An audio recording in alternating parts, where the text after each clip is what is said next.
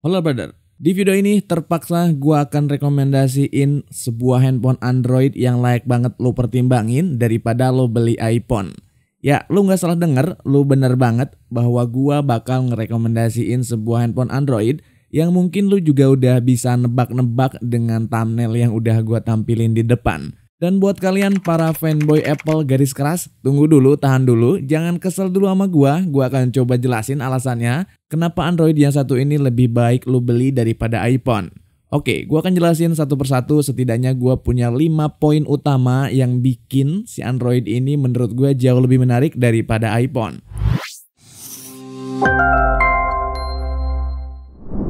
Oke, yang pengen gua bandingin di sini adalah dari aspek harga dengan budget tertentu. Karena kalau dikomparasi hanya device-nya aja ini tentu nggak apple to apple. Dengan budget 4-5 jutaan, lu punya pilihan bisa membeli iPhone bekas, dan paling kalau lu beli iPhone bekas paling lu dapetnya iPhone XR 64GB X iBox. Dan mungkin kalau lu belinya iPhone X Inter yang resmi ke daftar bea cukai, bisa aja lu dapet yang 128GB. Pokoknya intinya lu dapet iPhone XR doang dengan budget 4-5 jutaan.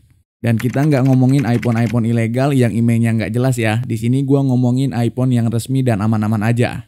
Nah, dengan duit yang sama, lu bisa dapetin juga produk lain handphone Android Vivo V27 5G dengan harga sekitar 4,9 jutaan. Udah banyak yang jual di harga segitu. Dengan kondisi baru dan punya garansi 1 tahun resmi pula. Nah, kalau gua di posisi lu lagi pegang duit 4-5 jutaan dan lagi nimbang-nimbang kira-kira gua beli handphone apa, gua nggak ragu buat pilih Vivo V27 5G daripada iPhone XR bekas. By the way, gua udah pakai Vivo V27 5G sekitar 1,5 bulan ke belakang, dan beberapa poin keunggulan yang bisa lo dapet dari Vivo ini dibanding dengan iPhone XR. Yang pertama adalah dari desainnya. Kalau lo lihat di sini dari desainnya, lo pasti sepakat sama gua yakin banget. Kalau desain si Vivo ini tentu lebih modern, lebih elegan, lebih kekinian dibanding dengan iPhone XR. Apalagi kalau lo lihat bagian belakangnya, Vivo ini udah kece banget buat lo pamer-pamer foto-foto di cermin kan. Udah keren banget pakai triple kamera. Sementara untuk iPhone XR masih minimalis 1 kamera doang.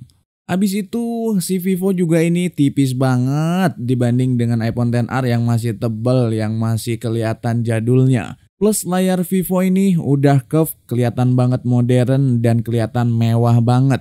Lalu ngomong-ngomong masalah layar juga menjadi poin kedua yang menjadi keunggulan yang ada di handphone Vivo ini. Kalian bisa lihat sendiri gimana kerennya layar dari Vivo V27 5G ini. Dengan layar 6,7 inch, lalu di sampingnya ini udah curve, plus layarnya yang udah support refresh rate 120Hz dan juga udah bisa HDR10+. Dibanding dengan iPhone XR yang masih IPS Retina dan masih cuma 60Hz doang. Plus bezel samping-sampingnya ini untuk iPhone XR jelas kelihatan tebel banget. Beda jauh dengan Vivo yang udah super tipis dan juga udah simetris antar layarnya karena menggunakan konsep kamera dengan punch hole. Di aspek layar ini udah jelas Vivo menang telak banget dibanding si XR. Selain layarnya yang lebih lega, terus desainnya yang juga keren karena curve, plus material yang udah AMOLED, tentu kualitas warna yang bisa dihasilin sama layar si Vivo ini udah cakep banget. Enak buat nonton, enak dipakai buat main game atau bermain media sosial sebagai kebutuhan kita sehari-hari. Mungkin kalian yang nonton video ini protes nih sama gua. Bang, iPhone XR juga masih enak layarnya, masih bagus, masih cakep.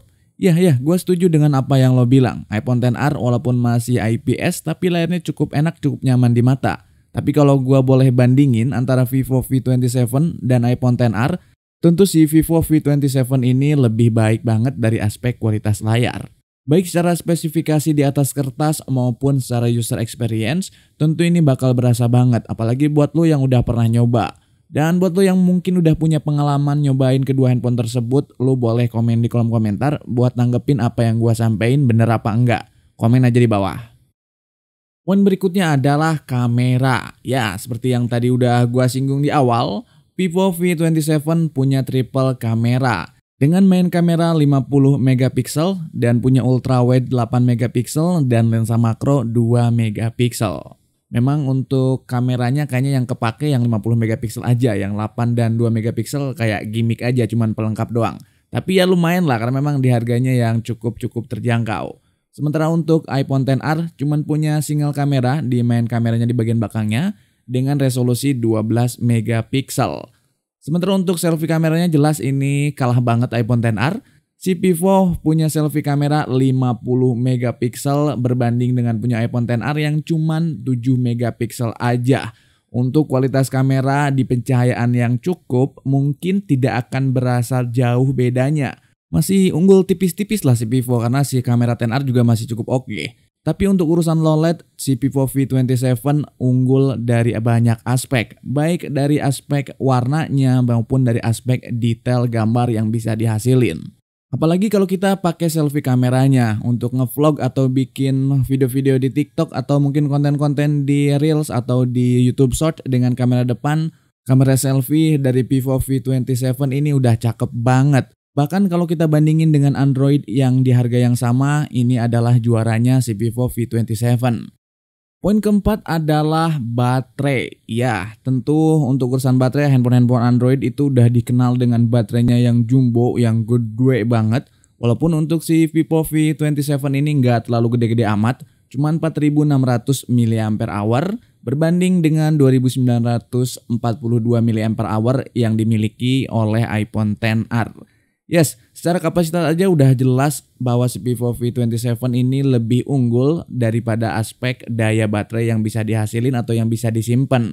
Terlebih untuk Vivo ini menggunakan Dimensity 7200 dengan fabrikasi 4 nanometer dibanding dengan A12 Bionic yang punya XR dengan fabrikasi 7 nanometer.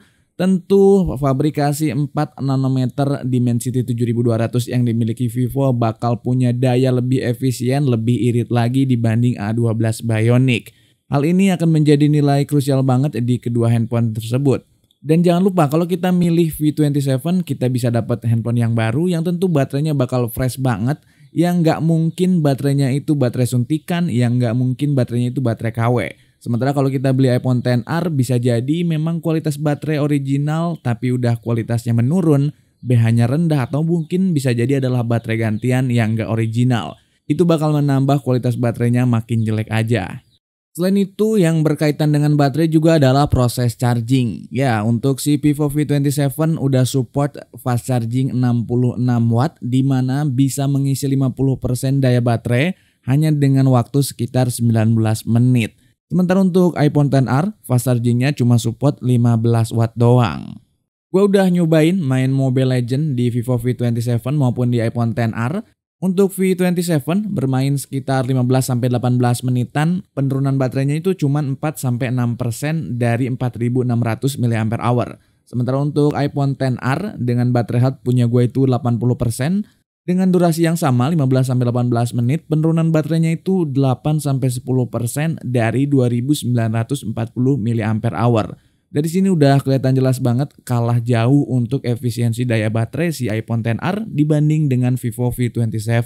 Selain iPhone XR yang memang belinya bekas kualitas baterainya yang udah menurun, tapi sekalipun kita bandingin dengan iPhone XR yang baterai health-nya masih 100% dan original dari Apple, tentu untuk efisiensi baterai akan lebih unggul si Vivo V27 karena ada fabrikasi yang lebih kecil 4 nanometer plus ukuran baterai yang lebih gede. Bahkan untuk V27 kalau untuk pemakaian daily biasa kayak sosmed, terus balas-balas chattingan atau mungkin telepon, itu gua cuman 2 hari sekali ngecasnya, memang cukup irit. Atau seboros-borosnya sehari sekali lah.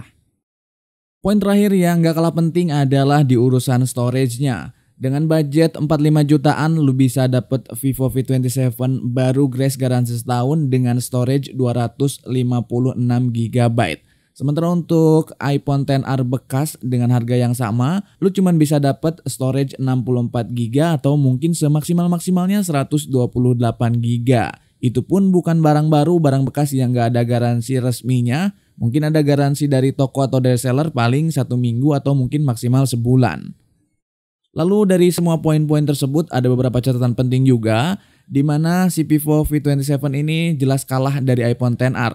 Yang pertama adalah dari kualitas mikrofonnya. Kualitas mikrofon dari line up iPhone itu tentu udah teruji banget, udah bagus banget, udah cakep banget. Walaupun si Vivo V27 juga nggak buruk-buruk amat, cuman kalau kita bandingin tentu iPhone XR lebih unggul. Selain itu ada juga yang nggak bisa dikalahkan dari iPhone XR sama si Vivo V27 adalah urusan speaker. Dengan speaker stereo yang udah cakep banget kualitas suaranya, iPhone XR lebih unggul di aspek tersebut. Sementara untuk Vivo cuman mono speaker aja. Walaupun kualitasnya ya not bad lah, cukup aja. Nggak bagus tapi nggak jelek juga. Terakhir, yang paling sulit dilepas dan dilupakan dari iPhone adalah sistem operasinya. Ya, iOS di iPhone XR itu jauh lebih smooth daripada Vivo V27.